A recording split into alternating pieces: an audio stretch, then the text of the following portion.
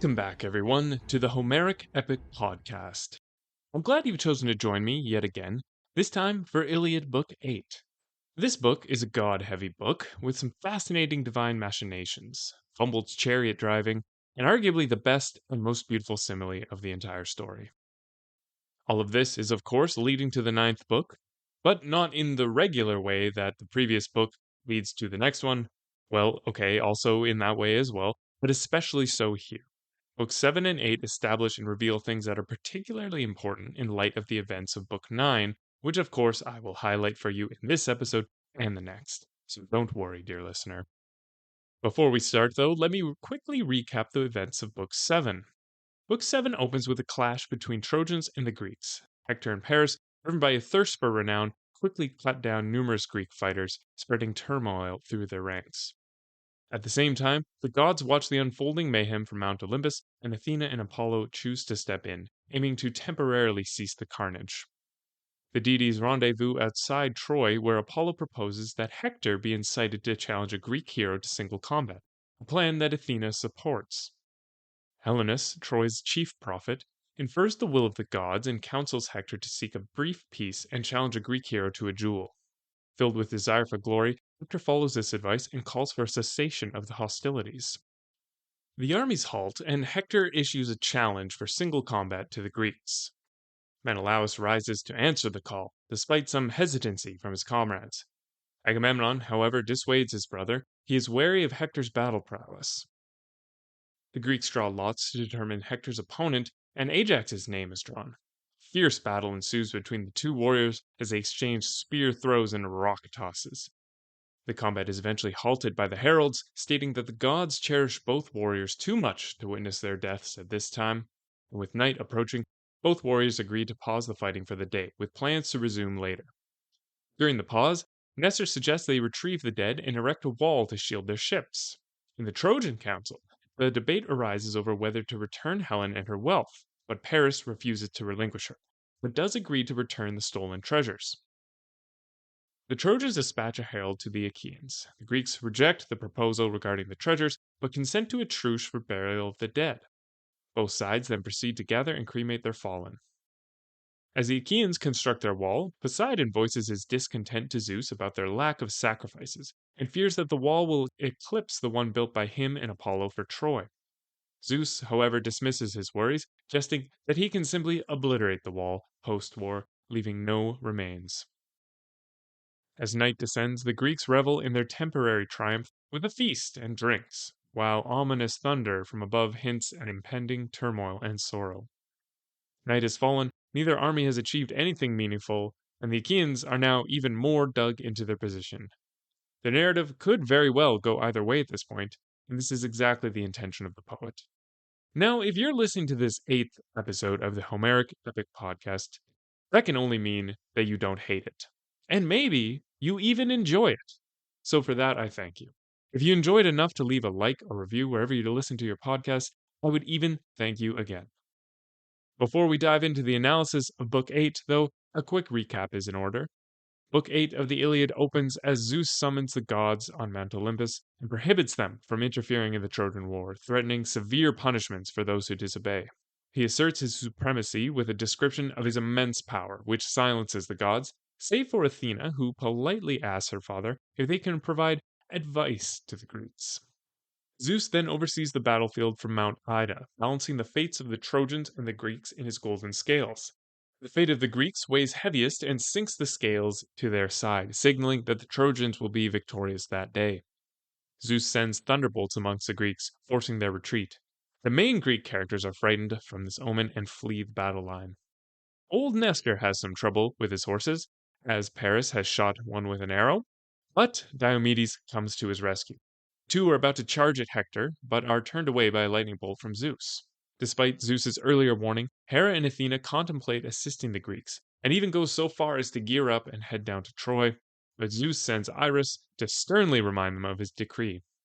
Reluctantly, they comply, and Hector, empowered by the very evident divine favor, drives the Greeks back towards their ships. The Trojans, emboldened by their success and the retreat of the Greeks, camp outside the walls overnight to prepare for a decisive assault the next day. They burn many watchfires, ready to prevent any Greek escape, and eager to burn their ships. Meanwhile, the Greek leaders rally their forces, desperately trying to maintain morale amidst the fear that they might not survive the Trojan onslaught.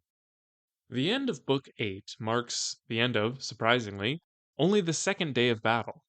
I know, it feels like much longer. The second day is contained entirely within Book 8. Homer is really good at playing with our perceptions of time, and he uses this to great effect in this book, as well as throughout the rest of the story as well. So let's get right to it. As I mentioned, Book 8 begins with a scene on Mount Olympus. Zeus decrees that none of the gods are allowed to help either side in the war from now on. He makes it known that he means business this time with an elaborate description of what should happen to any god who defies him. He then goes on to describe just how vast the difference in power between them and himself is, claiming he could pull all the gods and goddesses, along with the earth and the ocean, up from below and tie the rope to Mount Olympus, and all would be suspended in midair. Besides the obvious logical difficulties implicit with this, it is impressive. He makes the claim that none of the gods deny it, and he says, quote, "By so much do I surpass the gods, and do I surpass mortals." End quote. Zeus firmly establishes his authority here, and the other gods are hushed in silence. Passages about Zeus like this are meant to be explicit. His supremacy is not to be questioned, neither is his power. This, of course, does not stop any of the gods from attempting to go against his word, though, as Hera and Athena do in this very chapter. The reason for this is because while Zeus is far more powerful than all the gods, he is not omniscient. If he were, then Hera and Athena wouldn't even attempt to go against him. And later on in the Iliad, Zeus actually falls asleep for a while, and the tide of battle changes significantly because of his absence.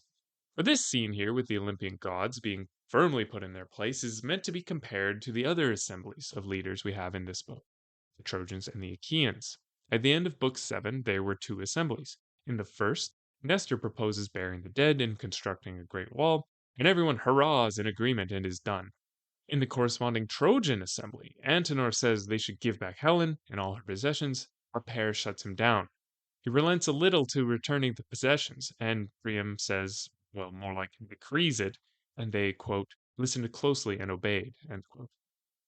These two assemblies differ greatly from the divine one.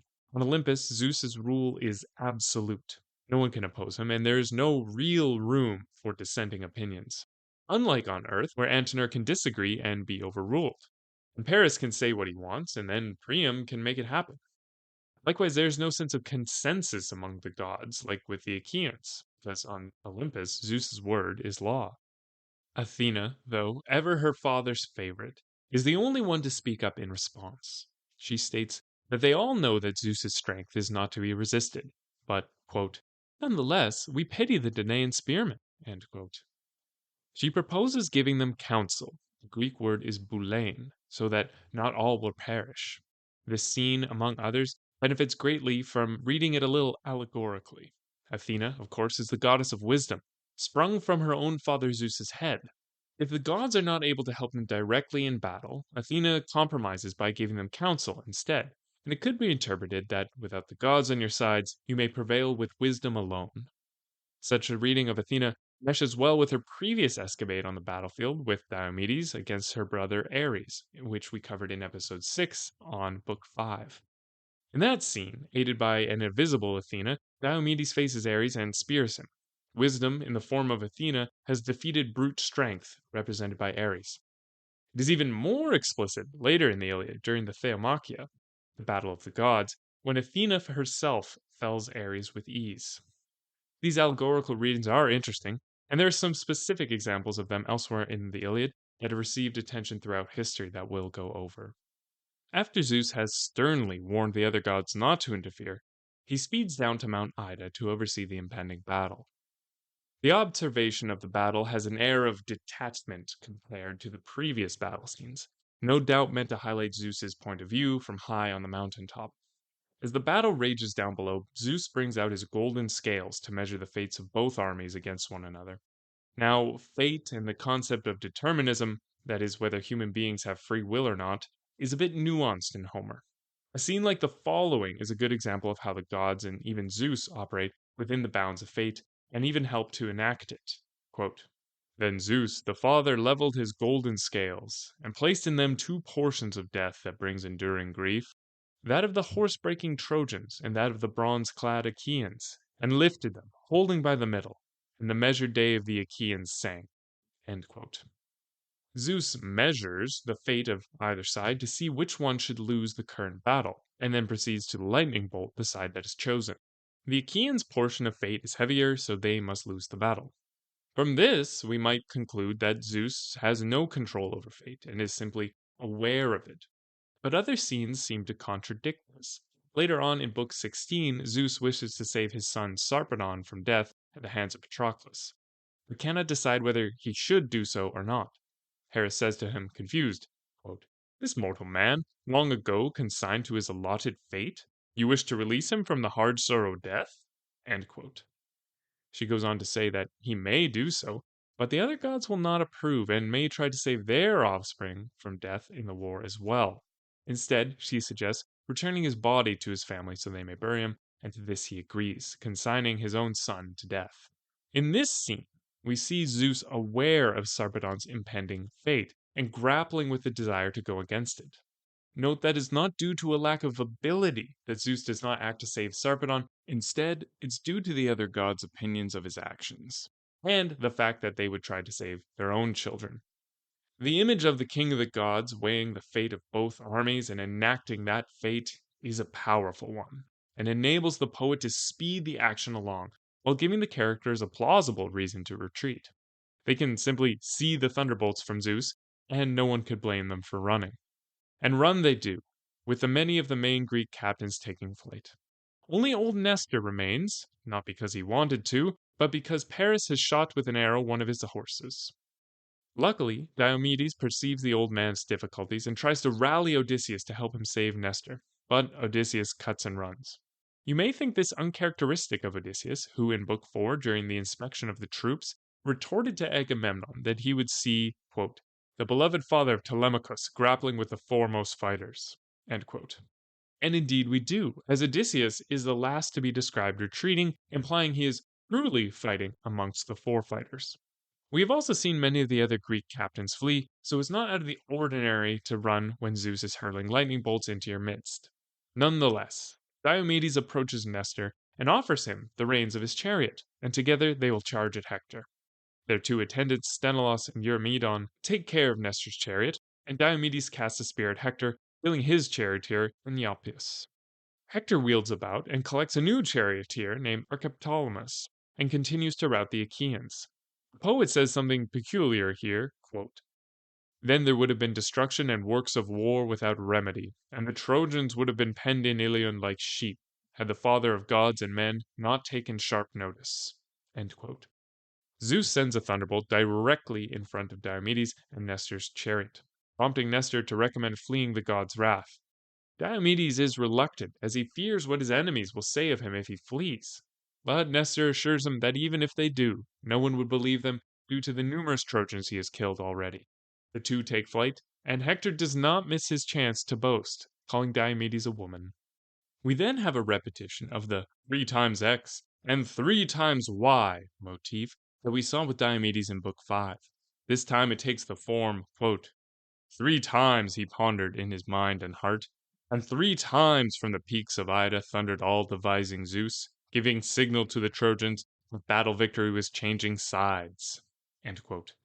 Now let's compare it to the Greek. Here, quote, "Tris men murmer rixe kataphrana kaikata thumon. Trista rapida onero oncupe metia tasus. Semati thestro esima keseta raklea niken." This time, the motif is less punchy than in Book 5, when Diomedes battered Apollo's shield. And we can hear that in the longer spondies in the lines above. Perhaps the poet is imitating the rolling, thundering sounds coming from Mount Ida, with the spondies followed by faster dactyls. In any case, the change-up prevents the formula from becoming stale and demonstrates the poet's skill at adapting stock phrases to different scenes. It seems the duo of Diomedes and Nestor in a chariot are quite the formidable pair, requiring the direct intervention of Zeus to divert them from penning the Trojans in like sheep. But what else can we make of this? As always, there's a deeper level that the Iliad is speaking to us here on. In Book 9, Achilles mentions, quote, "But so long as I was fighting among the Achaeans, Hector was not minded to stir up battle beyond the wall. I used to come only so far as the Scaean gates and oak tree." End quote. The Scaean gates are the main gates from Troy to the Trojan plain, so while Achilles was present, the Trojans really were kept in their pen. Like I mentioned in episode 6 on Iliad Book 5, Diomedes is somewhat of a stand in for Achilles during this first portion of the book. He's young, he has the divine favor, and the skills to back it up. But what about Nestor here? The poet gives us Nestor's connection to Achilles in the following speech by Hector, which I will quote in full because there are a couple of things I want to touch on within it. Quote, "So speaking, he urged and called to his horses, Xanthos, and you Podargus, and Aethon, and shining Lampos. Now repay me for your care the great abundance that Andromache, daughter of great-hearted Aetion, has placed before you of honey-hearted wheat, and wine she mixed for you to drink whenever you wished. To you, before even me, though I boast to be her strong young husband. Follow on, make haste, so we can seize Nestor's shield, the fame of which goes up to heaven, all gold, grips and body, and seize from the shoulders of horse-breaking Diomedes his elaborate breastplate, which Hephaestus toiled to make. If we should take these two things, I think the Achaeans this very night might embark in their swift ships." End quote. Firstly, Hector's horses have great names. Translating them simply is as follows: yellow for Xanthos, swift-footed for Podargos, blazing for Aethon, and shining for Lampos.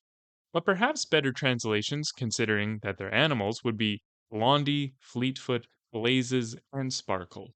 Achilles' horses' names also sound like pet names, which is strange, though, because one of his horses is immortal.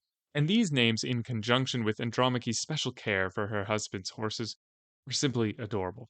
I especially love the details about Andromache's care for them, feeding them wheat and wine to drink on, which, while obviously not endorsed by veterinarians, is the drink of heroic hero horses, and so reflects their heroic nature. The other thing to note is that Hector is the only hero to have 4 horses in his chariot. This is peculiar because the Greek uses dual forms of the nouns to refer to his horses. The dual form is normally reserved for pairs of things like eyes or hands, or things that only go together in two, like a pair of horses drawing a chariot.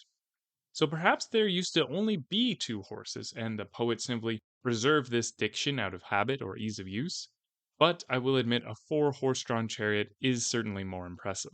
We will see another dilemma between the use of the dual form and the actual number of things described in Book 9 as well, and this one is even more of a stumper.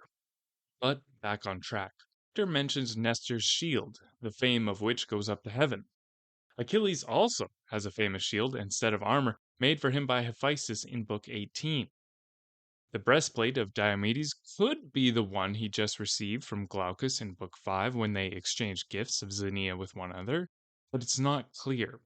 Hector does mention it was made by Hephaestus, though, much like Achilles' armor later in the book.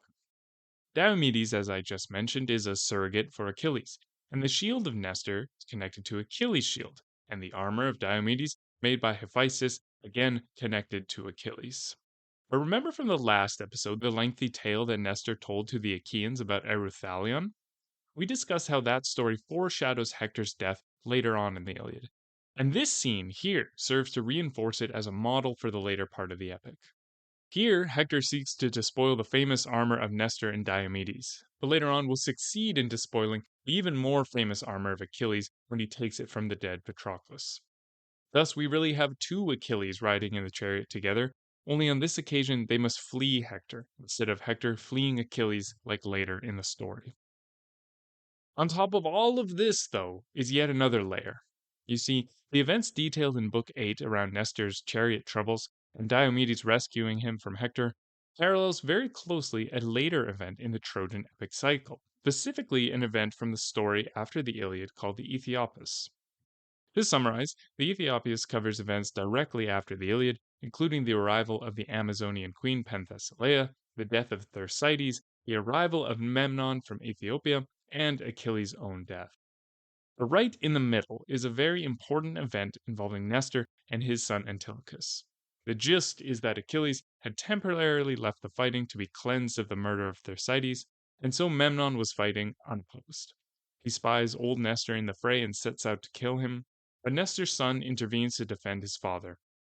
Antilochus throws a spear but misses Memnon and hits his attendant, and is then killed by Memnon. Achilles returns and is distraught that he was unable to save his friend Antilochus, and then enters the battle to kill Memnon. This pattern is very similar to what we read in the Iliad over its entire story structure as well, actually. This scene here with Diomedes in Book 8 is certainly similar to the one found in Aethiopus. So, what is the reason for this? That is much more difficult to answer. Is it simply an homage to a traditional story pattern, one where the hero must leave, something terrible happens, and he returns full of grief and rage? Or is it a useful type scene that the bard employs as a template for action sequences? Or is it fully literary, and Homer needed a reason for Diomedes to retreat so that Hector could boast at him? Who's to say? Is it one or is it all? I think that's just part of the fun. The next scene has Hera arguing with Poseidon about their lack of help towards the Achaeans who are now being routed. Poseidon reinforces what Zeus said earlier in the book, that he is too strong for the other gods to contend with. Hera, not wishing to do nothing, inspires Agamemnon to rally the troops, and he delivers a rousing speech, which is heard by Zeus on Mount Ida. Agamemnon finishes his speech where he prays that Zeus should at least let the Achaeans escape and not be destroyed completely by the Trojans. Then, quote, "So he spoke, and as he shed tears, Zeus the father pitied him, and he bowed his head in promise that the men would be saved and would not perish." End quote. That's interesting. We have another one of Zeus's binding promises, which he has sealed with a mighty Olympian nod, that the Achaeans will be saved and not perish by the ships. Zeus similarly nodded his assent in Book 1 when he agreed to Thetis' plea to do honor to Achilles, and all of Olympus quaked due to the Olympian nod. It's an interesting addition to the poet. I won't touch on it here because there's a connecting point slightly further on, so let's keep moving. We then have a typical battle type scene with a score of killings from the freshly rallied army, before focusing in on Teucer, the archer. He receives a minor aristeia here, and I say minor because while it is a moment of martial excellence, it lacks the majority of the aristeia elements, such as an arming scene, prayer to the god or goddess, and battle over a corpse. Teucer expresses frustration that he cannot hit Hector with an arrow, despite hitting 8 men in rapid succession just prior. He aims at Hector and instead strikes Gorgythion, a son of Priam and Hector's half-brother, who receives a beautiful simile. Quote, "He spoke, and let loose another arrow from his bowstring, straight at Hector, and his heart strained to hit him, but he missed him, and struck instead blameless Gorgythion in the chest with his arrow, Priam's worthy son, whom his mother bore, she who was taken as wife from the town of Icime, beautiful Castianera, like to a goddess in figure. His head hung to one side like a garden poppy, made heavy with seed and the showers of spring. So his head drooped, weighed down by his helmet." End quote. Many times throughout the poem, Homer is at pains to paint minor characters' deaths as tragically as possible. Much like the beautiful simile commemorating the death of young Simoeisius in Book 4, the poet fleshes out the details behind the life of Gorgythion here, and compares him to a flower in springtime, heavy with dew and seed, delicately bending the plant stalk, a symbol of youth and life. The contrast is stark. His head is not bent by dew or seed, but by the helmet he wears for war. The poppy will grow again every spring, but Gorgythion's fate is complete. Teucer then shoots another arrow at Hector, missing again but striking Archeptolemus, the charioteer Hector had just picked up after Diomedes killed his other one. If I had a nickel for every time Hector's charioteer died in Book 8 of the Iliad, I would only have 2 nickels, which isn't a lot, but it is weird that it happened twice in one book. Anyways, this is enough to enrage Hector, who throws a stone at Teucer, smashing his bow and striking him on the collarbone, disabling him but not killing him. Luckily, big brother Ajax is there to protect him, and he retreats safely. With this action, Hector turns the tide of battle for the 3rd time in this book, forcing the Greeks back into a rout towards their walls. Hera perceives this and cannot stand by anymore as her favorite Greeks are being killed. She asks Athena if they no longer care for the Danaans who are dying by Hector's hand, to which Athena replies with an interesting mythological anecdote. Quote, how I wish this man would lose his strength and spirit, dying at the hands of the Argives in his own fatherland. My father rages in his unbalanced mind, hard-hearted, always wicked, thwarting my plans. He remembers nothing of those times when again and again I kept on saving his son Heracles, who was worn down by the trials set by Eurystheus. The man kept calling out to heaven, but it was me Zeus dispatched from heaven to his aid. If I had known the things now in his bitter mind, that time when Eurystheus sent Heracles off to the guarded gates of Hades to bring the hound of hateful Hades out of Erebus, then he would not have escaped the steep plunging waters of the Styx. And now he hates me, and he has brought to pass the plans of Thetis, who kissed his knees and took his chin in her hand, imploring him to honor Achilles, sacker of cities. As some of you likely know, Athena is referring here to the labors of Heracles, specifically the last labor where Heracles brings the hound of hell, Cerberus, out for Eurystheus. It is unknown from the Iliad, though, if Heracles' 12 labors have been codified yet, or if such labors were part of a general and non-specific set of labors. Anyways, Athena also takes this opportunity to mention the plea of Thetis towards Zeus that we read about in Book 1, that Zeus would do honor to Achilles and punish the Achaeans for dishonoring him. The poet is mentioning these things to us now because the events of Book 9 require our ready attention to them, so the poet finds a way to work them in naturally. In this case through the mouth of Athena, as an object of jealousy that Zeus will fulfill Thetis' plea and not hers. But now the two goddesses against Troy are ready to set out to battle to directly interfere with Hector's onslaught. They chariot up and roll out. Don't really know what was going through their minds, as Zeus and his nigh omniscient sight immediately perceive them from his extremely high vantage point, and he sends Iris, the messenger god, to intercept them. Iris is an interesting recurring character throughout the poem, acting as a messenger on behalf of the gods, and she's a very good messenger. In this passage, she recounts what Zeus has said verbatim, but she also adds a little extra on at the end that Zeus himself did not say. Quote, but you are an intolerable brazen dog if you truly dare to raise your monstrous spear against the face of Zeus. End quote. Ouch. And keep in mind that intolerable brazen dog is translated in the nice PG version here. I'm sure you can imagine what the other connotation is. Now, I say Iris is a good messenger because she delivers the entire message verbatim, and in other instances, even adds a little bit more of persuasion onto the end, like we're going to see in a few books. But after the message is delivered from Iris, Hera persuades Athena to turn back, saying she can no longer allow them to do battle with Zeus for the sake of mortals. She seems to have lost her righteous anger she felt earlier, now taking quite a different attitude. Quote, let one of them perish, let another live, as his luck may be. End quote. Now, I think war in pre-modern times would have certainly felt like this. Why does one soldier die and another live? We have seen Hera's ambivalence towards the fates of mortals before, when in Book 4 Hera offered the destruction of her 3 favorite cities in exchange for the destruction of Troy. But this whole Hera and Athena mounting the chariot scene and riding down to the battlefield only to be turned away by threat of Zeus seems a bit awkward, doesn't it? I would agree with you there, dear listener, but remember the purpose of the gods in the Iliad, contrasting mortality with immortality. Only a few pages before, Diomedes, who saw the thunderbolts of Zeus, chooses to wait and save a stranded champion, inviting him into his chariot and setting forth again against the very clear decrees of Zeus in order to gain glory for themselves. And if it were not for Zeus making it super extra clear by casting a lightning bolt directly in front of them, they wouldn't have stopped. The text tells us that the Trojans would have been penned in the walls of Troy like sheep against the plan of Zeus. Now compare this behavior to that of Hera and Athena. Both were verbally warned by Zeus not to interfere, and then they seethed with anger as their champions were routed, until finally they couldn't wait around anymore.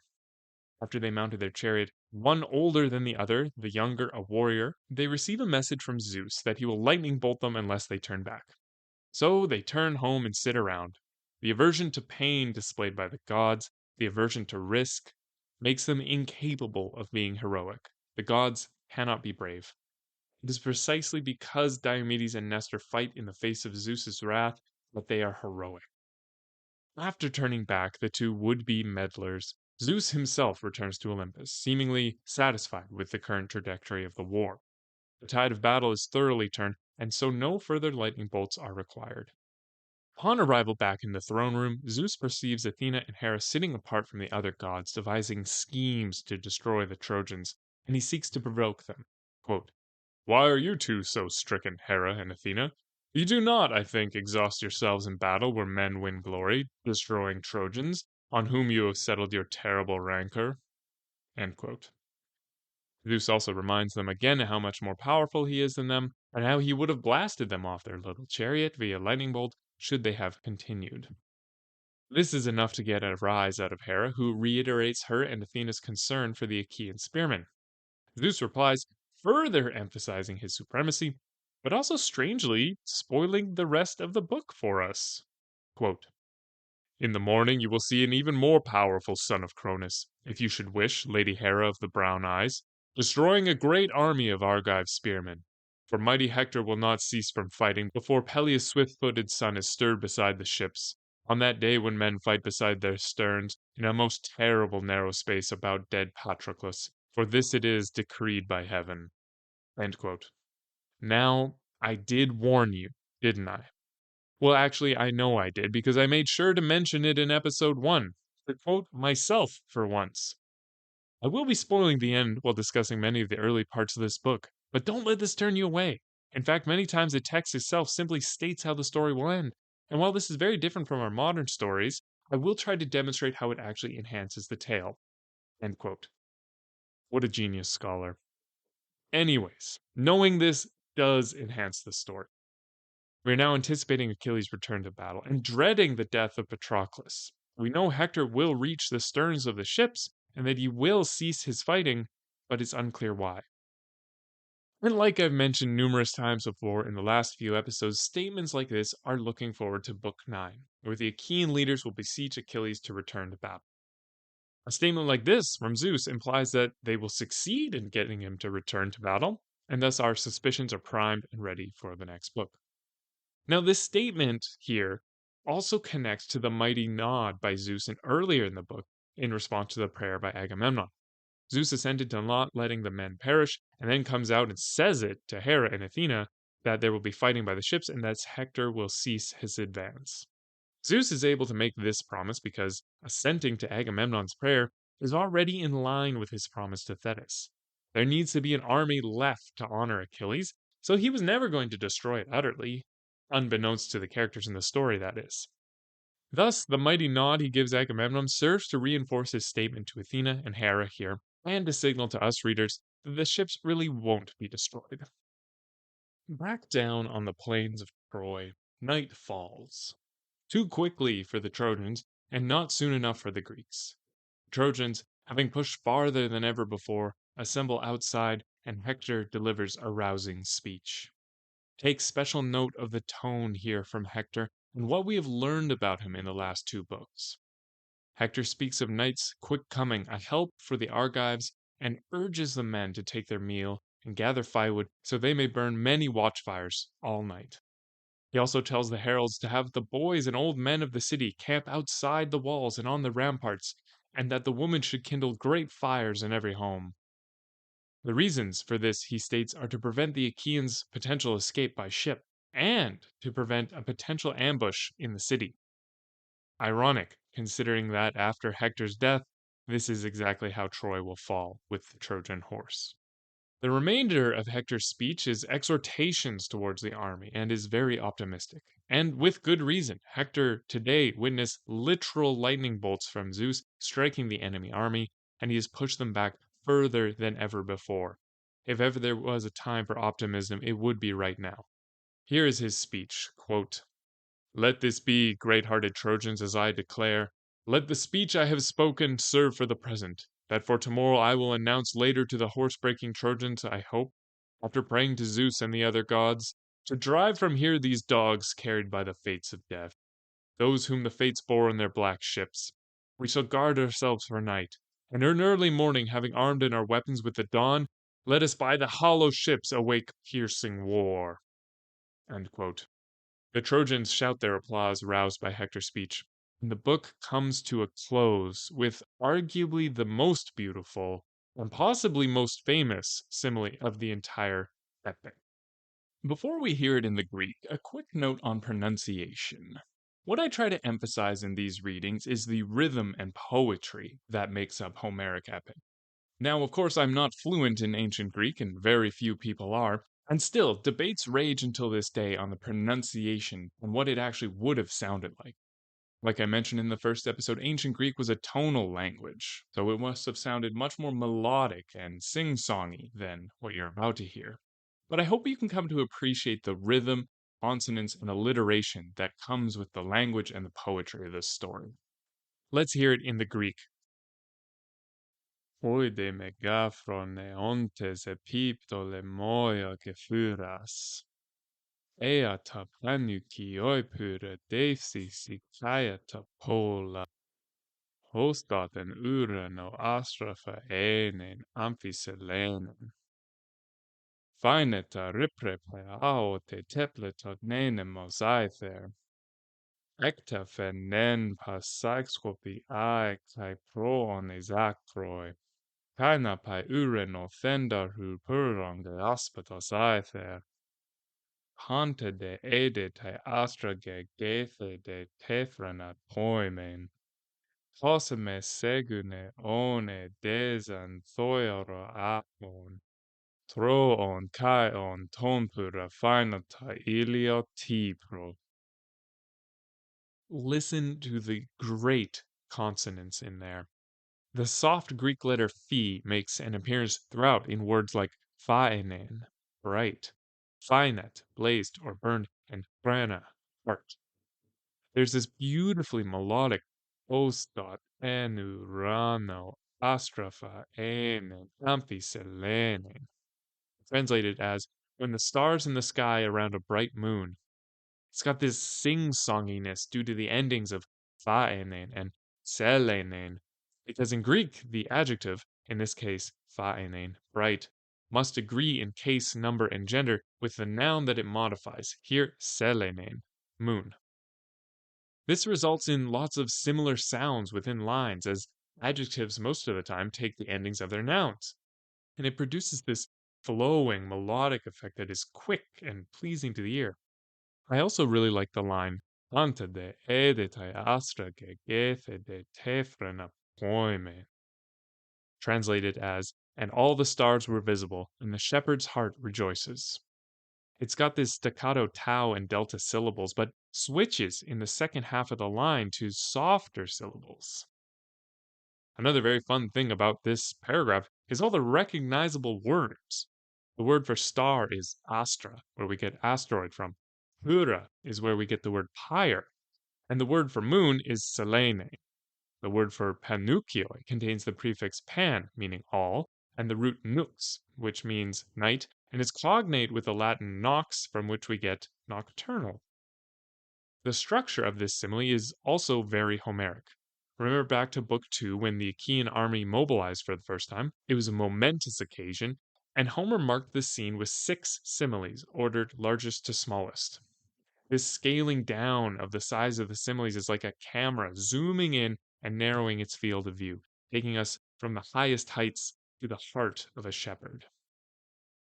Now let's hear it in English. This, of course, is from the Caroline Alexander translation. Quote, and they in high confidence between the lines of battle set down the night long and their many fires blazed. As when in heaven stars about the bright moon shine conspicuous when the upper air turns windless, and all the peaks and jutting cliffs are shown, and valleys, and from heaven above the boundless bright air is rent with light, and all the stars are seen, and the shepherd's heart rejoices. So between the ships and streams of Xanthos in such multitude shone the watchfires of the Trojans burning before Iliad. The simile begins with the stars in the sky set about a bright moon, shining brightly. Next, the upper air is still. There are no clouds. All the peaks of the mountain are visible, Greece obviously being a very mountainous country.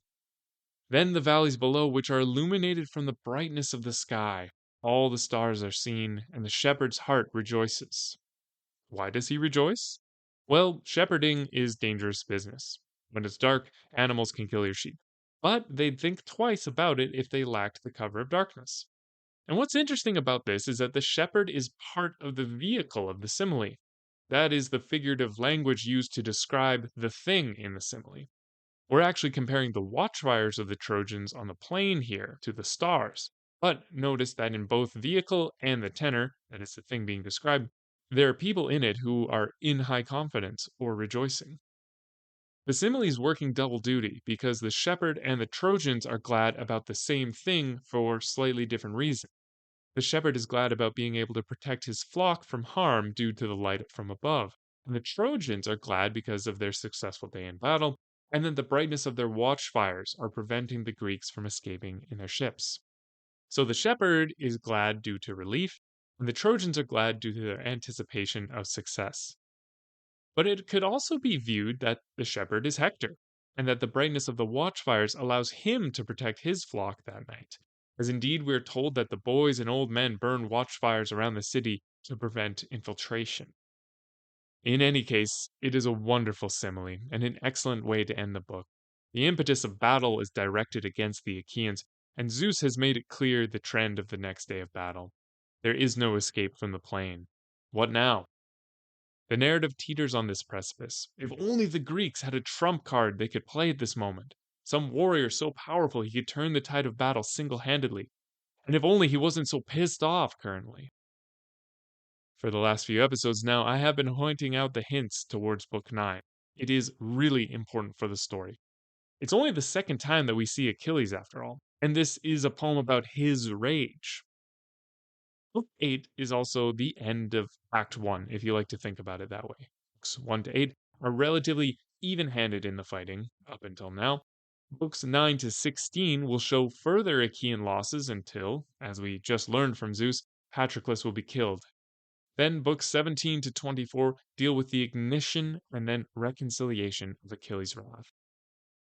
So book 9 is really the trigger point for Act 2, or in a way, the null trigger point, since we already know that thanks to Zeus, that Achilles will not rejoin the fighting until the death of Patroclus. I'm going to leave this here for now because there is much to say on act structure and theme and tiny minute grammatical details in the next book. I hope you've enjoyed Iliad Book 8. It's a little bit light on theme and epicness, but still serves its purposes for characterization and juxtaposition, and it contains some fantastic similes. The next episode will obviously cover Book 9, The Embassy to Achilles, which contains the longest speech by a single character in the entire poem. That is the long-winded ramblings of old Phoenix. There will be much to say about his long tale, and more in the next episode. As always, if you're loving the podcast and want to hear even more, please subscribe wherever you listen to your podcasts, or follow me on Substack, where you can find my zany articles on the Iliad, like my most recent one titled I'm in the Twin Epics, the Iliad and Shrek. But until then, erostai akustoi philoi.